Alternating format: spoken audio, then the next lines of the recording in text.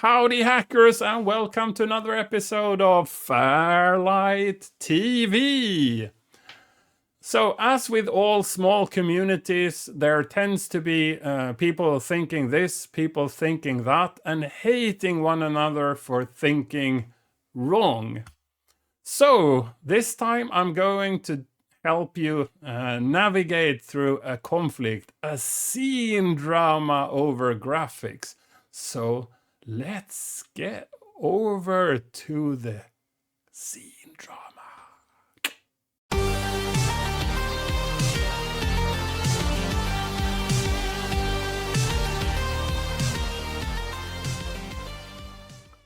In 2024 November, there was Mysdata, and if you watch the channel, you have seen the Mysdata party report, I hope. As with most parties, there was a competition, and there was a graphics competition in particular, and that one was the root for this drama. Magnar, one of the organizers, submitted this picture to the graphics competition. It's a picture called Bow Hunter 20, and it's from 2024 then. And it took only a few days before Joe of Roth Design said, that is a copy, it's a shame, and a long rant over how the scene has deteriorated, posting a reference to this picture. And yes, if we go back and forth, I'd say it's quite clear that this is sort of the source for Magna's picture. I mean, if you are going to do a reproduction of a picture, you wouldn't draw the string of the bow like that, because that's not how a string actually goes on a bow. It goes straight from your finger. It doesn't take those little curves that it's doing here.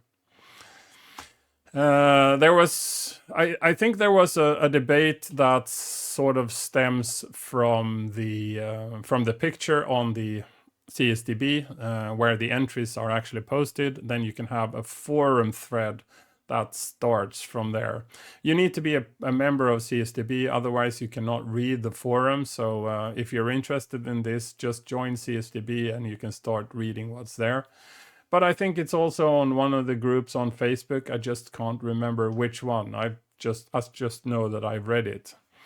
And quite early, Magna posted this. And if you cannot read it, sorry, you would need to read this on a PC, or you read it directly on CSDB. But here you have the text at least. Let me just highlight one thing that Magna says here, that pixel has been carefully selected. I'm not picking on the grammar. I would say that pixels have been carefully selected. But that was taken as a starting point for something which is taking a life on its own. So you have the people throwing mud in the conflict of what you can and cannot do with graphics on the C64. And then you had a number of people who wanted to play with the term carefully selected pixels. DJ Röv did this picture, carefully selected pixels. That's the name of the piece that was submitted to CSDB by Hedning. Hedning claims that he found it on Fria Bad BBS, so Juckes BBS. DJ, disc jockey, and röv means asshole in Swedish, so it's DJ asshole basically. Yeah, there is too much hedning in this for this not to be hedning using working under an alias, I would say. But I'm not claiming firmly that DJ Röv is just another alias for hedning, but I would still think that's what it is. Mark posted this. I'm not sure if he converted it himself or he found it somewhere else, but he posted a picture or a reference to this picture. It is the same picture converted to Petsky, I take it. And then you have this, and I think it's Gröpas and Agent E. I think that's how you're supposed to pronounce this for Gent E, that it should be Agent E. It's another variant on Petsky using the same conversion tools to Pesky from some sort of original. And then we also received this one, Carelessly Selected Pixels by Jetboy. So Jetboy fed in a description of this lion in a prompt in an AI tool that generated the lion on the right, and then he converted it to C64 on the left.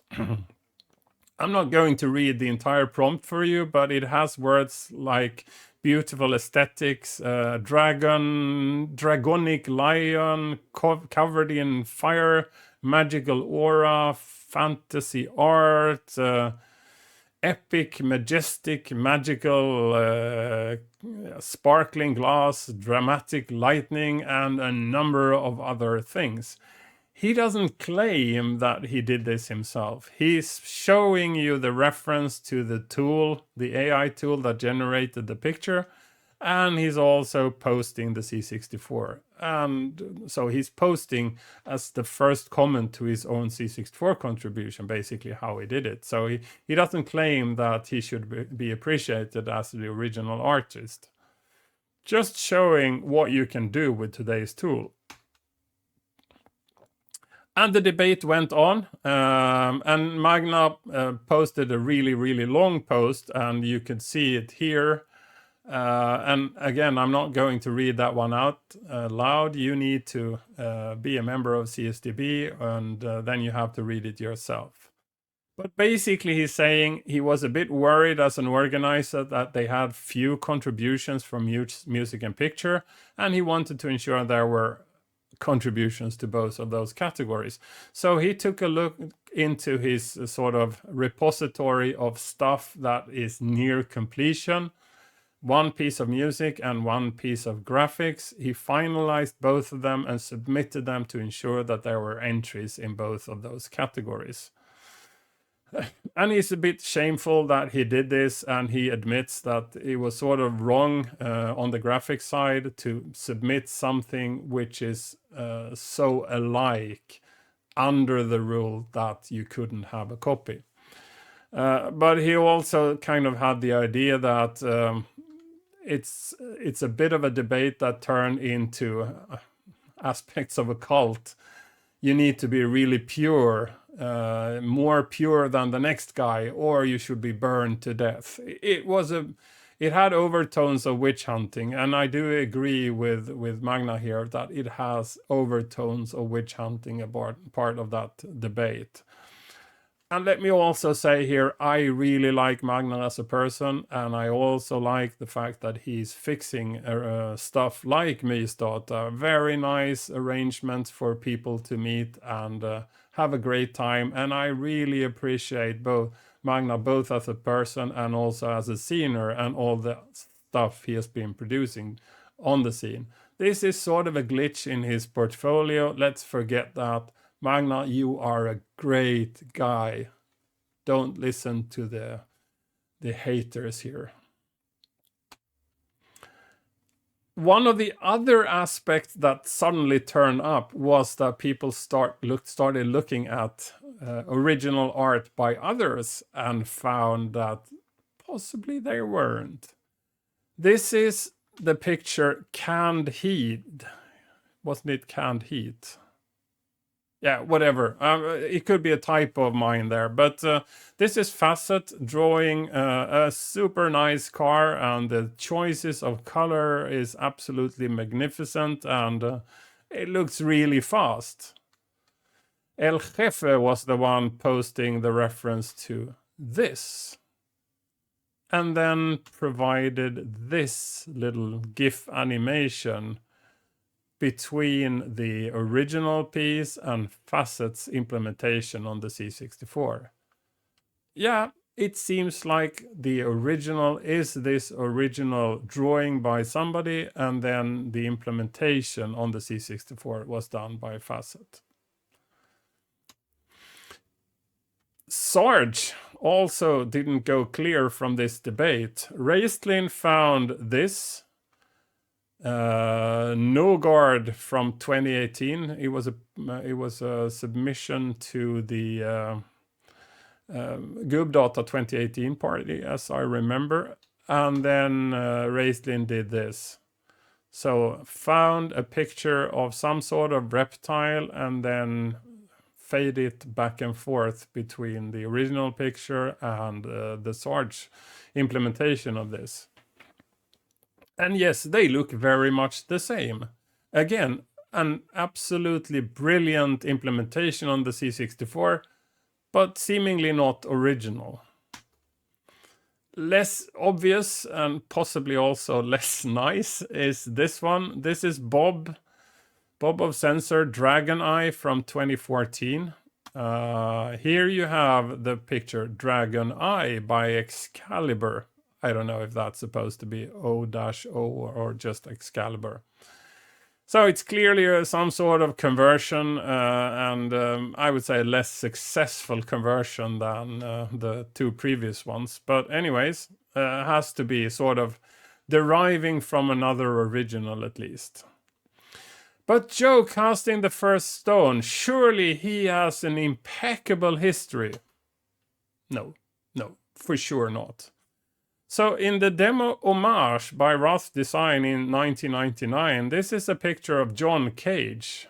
I don't know who John Cage is, but let's assume it's that guy on the picture. If I do a picture search on that one, I came up with this picture. Wouldn't you agree that they look very similar? Joe had the technique that he connected an Amiga or a bigger computer to his screen and then also connected the C64 to a screen. And on the little front there was a little button where you can select the input between input 1 and input 2. And he was showing Amiga pictures on his Amiga and then switched over to the C64 with the paint program where he painted the same pixels he saw on the Amiga. So he was basically carefully selecting the pixels that he was to put on the C64 side that were clearly visible on the Amiga side because he zoomed in. For me, it's a very manual sort of wiring mechanism. So yes, Joe put all the pixels there himself. But was he the original artist of the original picture? For sure not. But now he's casting stones. It's easy when you stand on a throne to throw rocks on people underneath you. Yeah, let's have a look at that picture again. So, John Cage, I'm sure it is. How do you do this then? Well, the Sarge has been doing this for a while now. He paints the pictures and then he does this little hand thing to indicate that this was originally his work and all the pixels there are his. It's not inspired by something else. It's not stolen by somebody else. It's not wired from somewhere else. It's not generated by any AI or machine skills. It's all implemented by Joachim. So that's how he demarks that this is his original art, hand painted. I can also point you in the direction of this cameli.net no copy. On the first page, they are having this statement that there seems to be two approaches to this kind of art. Where there is sort of an original of the art that you are producing on another platform. You could think that the copiers, they suck and they should be more creative and you couldn't copy stuff from somebody else or you're shit. Or you could have the opinion that, wow, great technique. These guys must really appreciate the original artist. How did they do that with so few colors and so poor resolution? Yes, that is also a valid position. And not everybody thinks the same here. During the early 90s, it seems like people were copying Boris Vallejo pictures. That was sort of a household inspiration for people.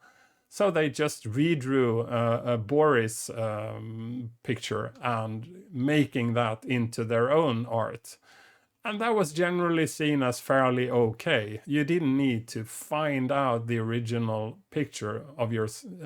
You didn't need to find that yourself. You could kind of be inspired or even kind of copy somebody else's work, and that was fine, as long as you sort of didn't claim that it was yours. So the position we are in now is that we have a number of tools that are really competent. You could use AI to generate tools like the lion that Jetboy did. And then you can convert pictures using a number of really skilled tools that can sort of dither down the original into lower resolution and fewer colors, and it will still look really good. And then you can just polish the end result if there are glitches in the algorithms. Or you can do all the work on bigger machines and just kind of convert it as a last step when everything has been done on a bigger machine. And all of these things mean that you are actually kind of taking help from something that makes it a lot easier for you to get to a very nice end result. So where do we draw the line with what techniques are okay and what are not okay? Is that for the entire scene to decide, or is that for people holding competitions to decide, or is this something that graphicians should sort of agree between themselves, or how do we do that? Or should we have continuous arguments between people involved or interested in the topic? I don't claim that I have any firm view on this, but one thing I would like to add is that if we dig back, people have history, and I would say that there are so many instances where people kind of copied or were inspired by other people's work in their early work. So I think generally we should allow people to have sort of a history and a background and not attack them 10, 15 or 20 years after, because it sort of doesn't make sense that what we did then, applying rules of today with work that was done so long ago. And especially people not having like a clean conscience, having done a number of those things back in the days, you are not in a position to throw the first stone today. Really not. So the only thing is that if we have competition rules, surely competition rules needs to be applied. I mean, if the competition rule says that you cannot copy, then you couldn't copy. That would be a breach of the rules. But that would only be a rule for that particular competition. Then if all competition would have the same rule, then we have more of a principle. But my suggestion would be that why don't we have two categories? One classic, which is sort of hand pixels, you need to pick your own theme. Basically everything that Joachim's hand stands for, so the Sarge's little hand. Handmade, original work, and all of that. No cheating involved. And then we can have an open class where you can cheat as much as you want. Your result is only judged by how good it looks and not how you did it. Yeah. There is a comment field down below, which is absolutely fine for submitting opinions on the matter. Do you think we should have multiple categories of graphics in competitions on parties? Or do you think that only one should be? And then which one? Do you think it should be more like the referenced classic one or more an open one? And give your arguments and give them respectfully. People are entitled to their own opinion, so don't throw crap at other people because they don't share your opinion. They could be totally valid opinions just coming from another direction. So I would urge you to open a very respectful argument around graphics on computers. just do it. It's down here. This is likely the last episode we'll do for this year, so happy 2024 New Year, and see you in 2025. Bye-bye. This station is now the ultimate power in the universe. FairLight.